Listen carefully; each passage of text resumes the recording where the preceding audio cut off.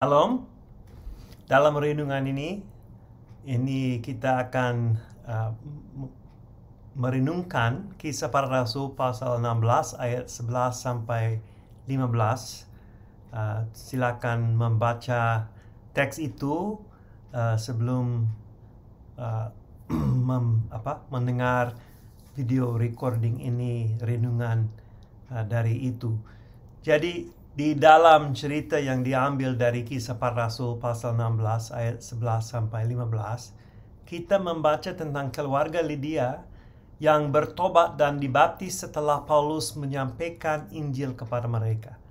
Lydia, seorang penjual kain, minta Paulus dan teman-temannya untuk menginap di rumahnya. Paulus bertahan sedikit di Filipi, dan setelah dibebaskan dari penjara di Filipi, ketemu dengan Lydia dan keluarganya. Itu dalam Kisah Para Rasul pasal 16 ayat 40. Dan mereka berjalan dan melanjut misinya di Tesalonika, Berea, dan Athena.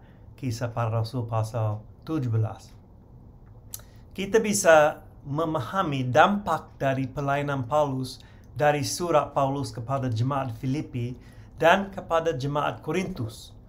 Ada kemungkinan besar bahwa jemaat itu mulai di rumah Lydia dan mungkin tersebar dari situ. Jemaat itu menjadi jemaat yang baik hati dan siap membantu jemaat lain dan mendukung pelayanan Paulus. Walaupun jemaat di Makedonia mengalami kesusahan, mereka siap terlibat dalam misi. Paulus memakai mereka sebagai contoh dalam suratnya kepada jemaat Korintus. Saudara-saudara, kami hendak memberitahukan kepada kamu tentang anugerah yang diberikan kepada jemaat-jemaat di Makedonia. Selagi dicobai dengan berat dalam berbagai penderitaan, sukacita mereka meluap. Dan meskipun mereka sangat miskin, mereka kaya dalam kemurahan. Ini dalam 2 Korintus pasal 8 ayat 1 sampai 2. Dan kepada jemaat Filipi, Paulus menulis, "Kamu sendiri tahu juga, hai orang-orang Filipi, bahwa pada awal pengabaran Injil, ketika aku berangkat dari Makedonia, selain kamu tidak ada satu jemaat pun yang mendukung aku dalam hal memberi dan menerima." Ini Filipi pasal 4 ayat 15.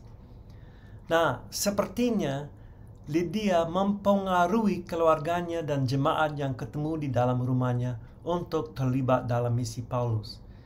Lydia sama jemaatnya atau keluarganya setia untuk mendukung misi, baik dalam doanya maupun dalam dukungan finansial, sampai Paulus menghargai pengorbanan mereka dan bersyukur tentang kemitraan mereka dalam pelayanan misi yang dianugerahkan kepada dia. Nah, untuk aplikasi Bapak, Ibu, Saudara-saudari, yang pertama, bagaimana keluarga kita masing-masing bisa terlibat dalam misi, baik mama dan ayah maupun anak-anak.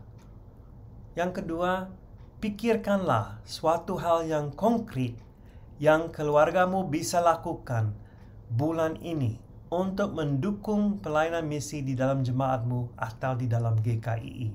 Bukan saja bulan Agustus, tetapi setiap bulan, setiap minggu, kita dalam keluarga kita bisa terlibat dalam misi lewat gereja atau sendiri masing-masing. Pokok doa, doakan kesempatan untuk terlibat dalam misi sebagai keluarga. Yang kedua, doakan pelayanan misi GKI di luar Indonesia, Hong Kong, Thailand, Taiwan.